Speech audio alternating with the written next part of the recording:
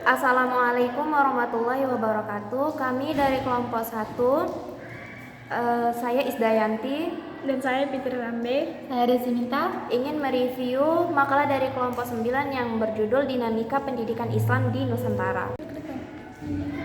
Latar belakang dinamika pendidikan Islam di Nusantara. Perkembangan pendidikan Islam di Indonesia antara lain itu ditandai dengan munculnya berbagai lembaga pendidikan secara bertahap, mulai dari yang sangat sederhana sampai dengan tahap-tahap yang sudah terhitung modern dan juga lengkap. Lembaga pendidikan di Indonesia itu tidak tumbuh dengan sendirinya, tetapi juga melalui proses sebagaimana terjadi di dalam pertumbuhan lembaga lainnya. Lembaga pendidikan di Indonesia itu tidak tumbuh dengan sendirinya, tetapi juga melalui proses sebagaimana terjadinya dalam pertumbuhan lembaga lainnya. Lembaga itu tidak terhenti dalam satu patokan tahun saja, akan tetapi biasanya juga mengandung proses awal dan akhir yang menyebar dalam waktu yang relatif panjang. Baiklah, di sini kami akan menjelaskan tentang sejarah masuknya Islam di Nusantara dan juga lembaga pendidikan Islam yang berada di Nusantara.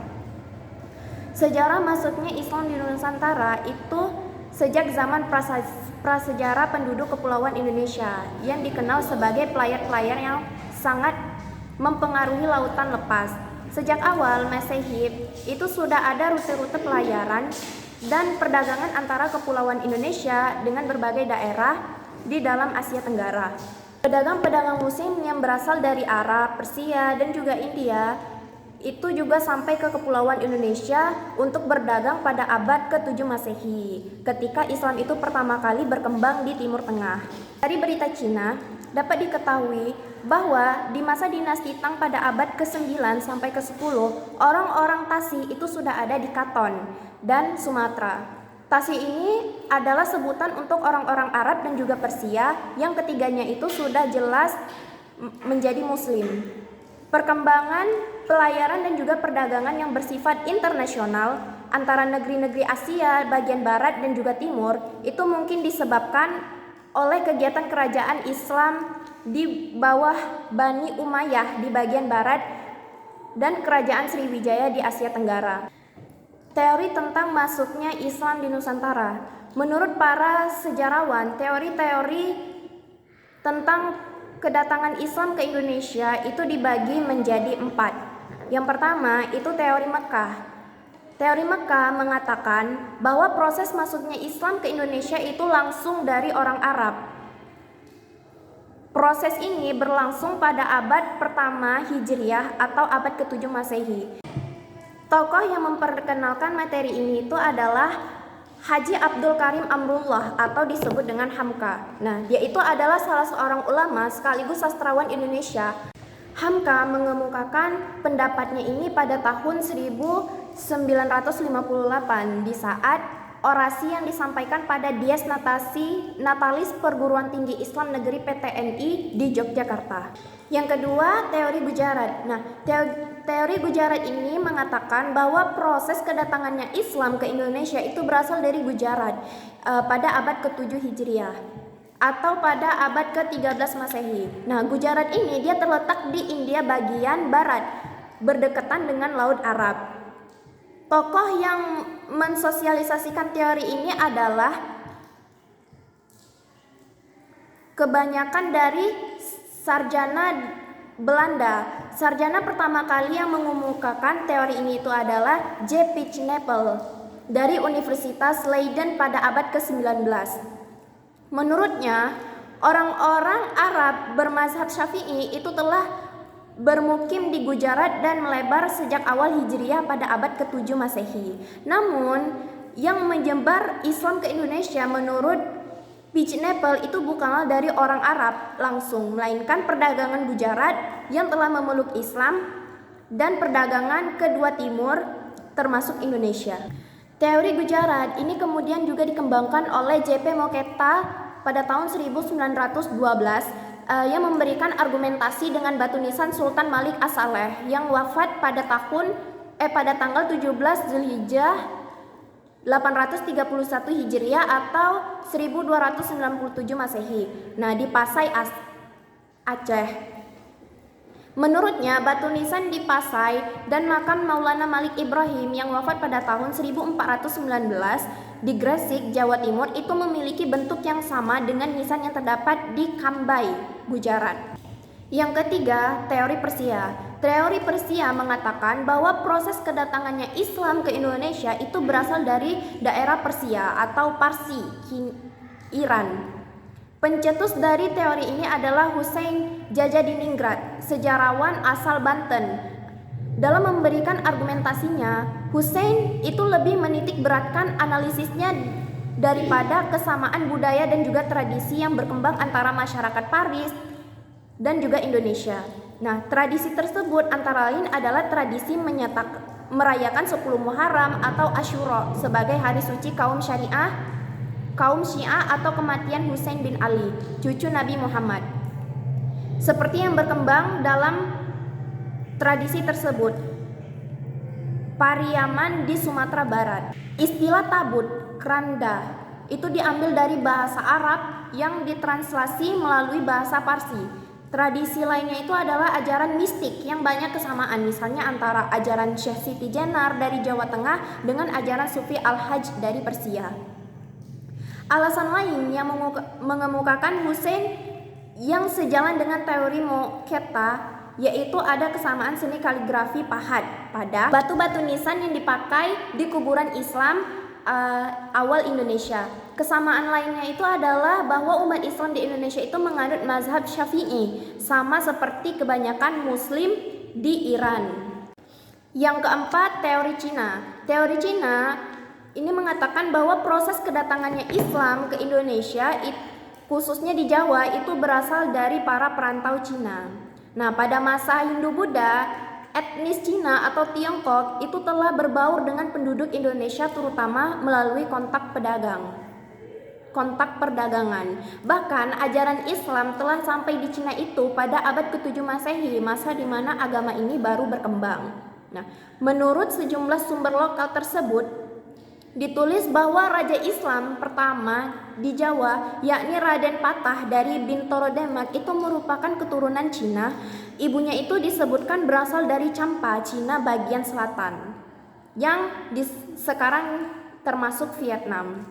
Semua teori di atas masing-masing itu memiliki kelemahan dan juga kelebihan tersendiri.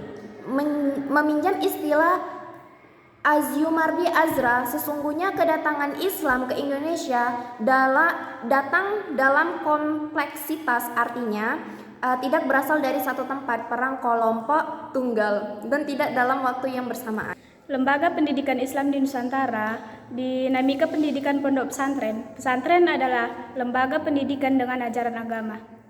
Dalam sebuah lembaga pendidikan Islam disebut dengan pesantren setidaknya memiliki unsur-unsur sebagai berikut: kiai, santri, masjid sebagai tempat pendidikan, pondok atau asrama sebagai tempat tinggal para santri, dan kitab-kitab klasik sebagai sumber atau bahan belajar. Pesantren secara garis besar dibagi menjadi dua jenis.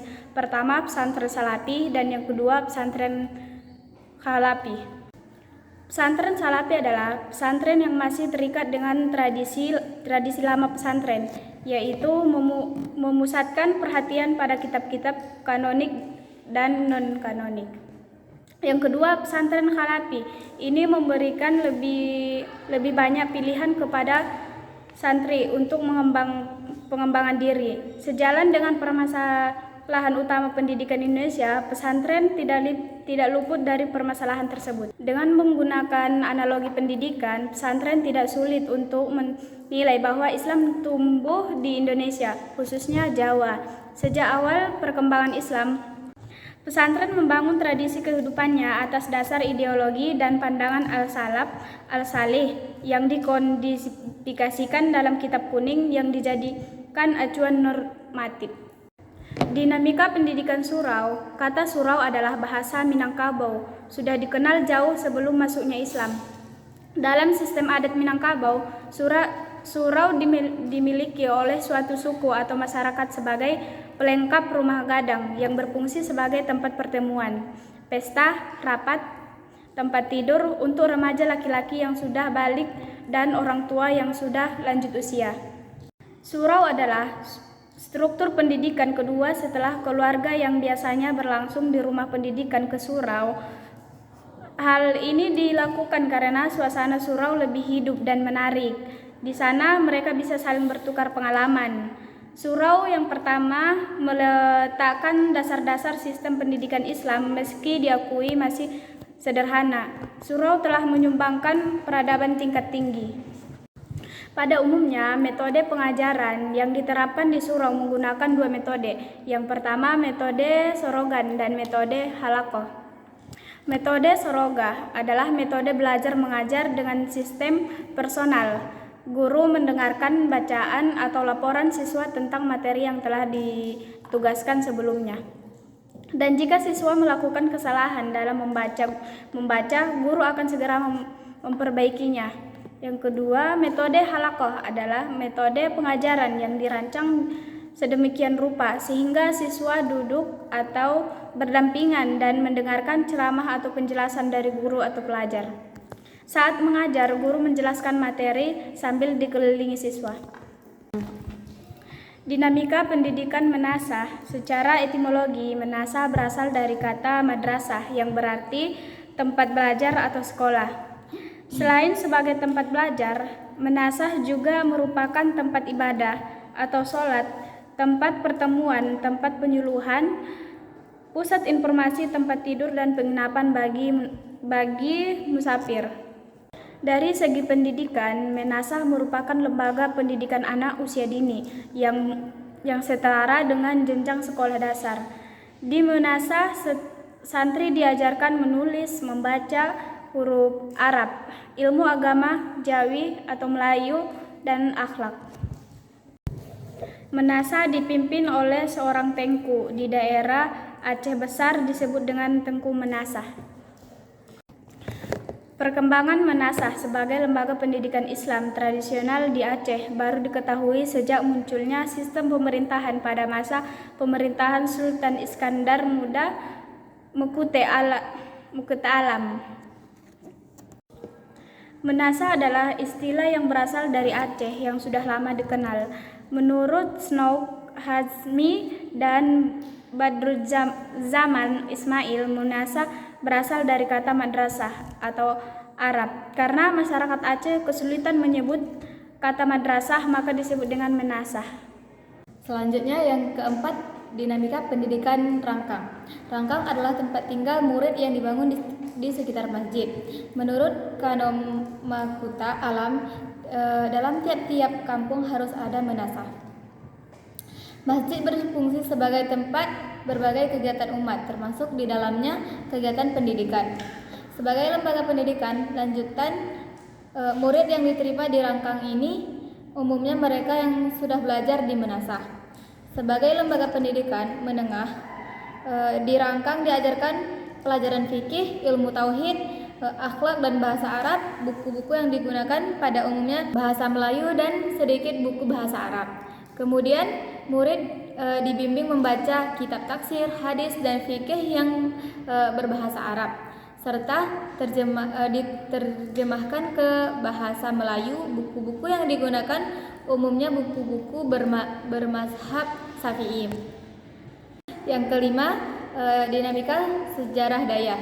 Dayah merupakan lembaga pendidikan terutama di Aceh. Eksistensinya sudah ada sejak zaman Kesultanan. Lembaga pendidikan di Dayah ini di daerah lain disebut dengan pesantren. Keduanya tidak identik sama karena masing-masing mempunyai ciri khas tersendiri. Perkembangan Dayah di Aceh bila ditinjau dari beberapa penggalan sejarah, perjalanan mengalami resonami sesuai dengan kondisi yang terjadi pada saat itu. Selanjutnya dinamika pendidikan pesantren. Kata pesantren berasal dari kata santri yang dengan awalnya pe dan akhirnya an, yang berarti tempat tinggal para santri. Zamak Sari Dovir mengutip istilah dari Profesor John bahwa istilah santri berasal dari bahasa Tamil yang berarti guru mengaji. Sebenarnya sebelum tahun 60-an, pendidikan pesantren di Jawa dari Madura lebih dikenal dengan istilah pondok. Istilah pondok barangkali berasal dari kata Arab funduk yang berarti hotel atau asrama. Pondok berarti asrama-asrama atau tempat tinggal para santri selama menjalani pendidikannya.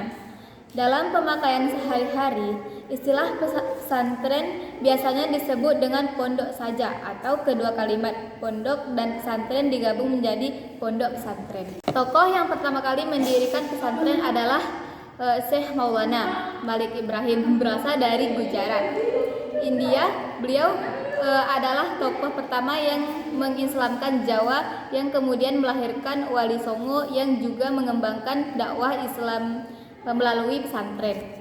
Sistem pendidikan Islam secara umum, metode pembelajaran yang digunakan pesantren sangat variatif.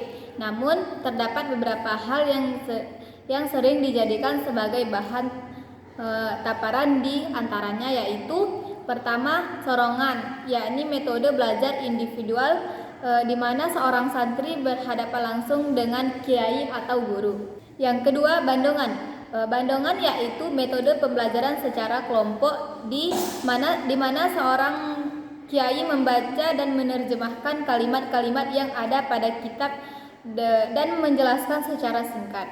Yang ketiga, musyawarah, metode pembelajaran berupa diskusi berbagai masalah yang sudah ditentukan. Yang keempat, hafalan, yaitu metode untuk menghafal berbagai kitab yang diwajibkan kepada santri.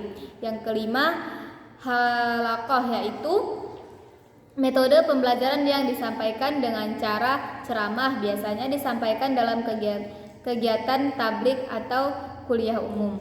Jadi kesimpulannya, ada berbagai teori terikat sejarah masuknya Islam ke Indonesia. Agama Islam masuk ke Nusantara itu melewati perjalanan panjang yang dibawa oleh kaum muslim dari berbagai bumi. Banyak kajian sejarah dan kajian kebudayaan yang mengungkapkan betapa besar peran Islam dalam perkembangan kebudayaan bangsa Indonesia. Hal ini itu dapat dipahami dikarenakan Islam ini merupakan agama bagi mayoritas penduduk Indonesia. Bahkan dalam perkembangan budaya daerah di sebagian daerah di tanah air, bahkan dalam wujud seni budaya, tradisi maupun peninggalan fisik. Dari sekian banyaknya budaya dan juga tradisi Islam yang ada di Indonesia, ada beberapa budaya lokal yang pada sebuah masyarakat itu masih merupakan bagian dari tradisi dan budaya Islam. Tradisi dan budaya Islam di Indonesia itu terdiri dari berbagai macam seni, mulai dari kesenian dan budaya lokal itu sendiri, seni bangunan, seni ukir atau seni lukis, seni musik dan juga seni tari, kemudian seni sastra atau aksara, dan masih banyak lagi.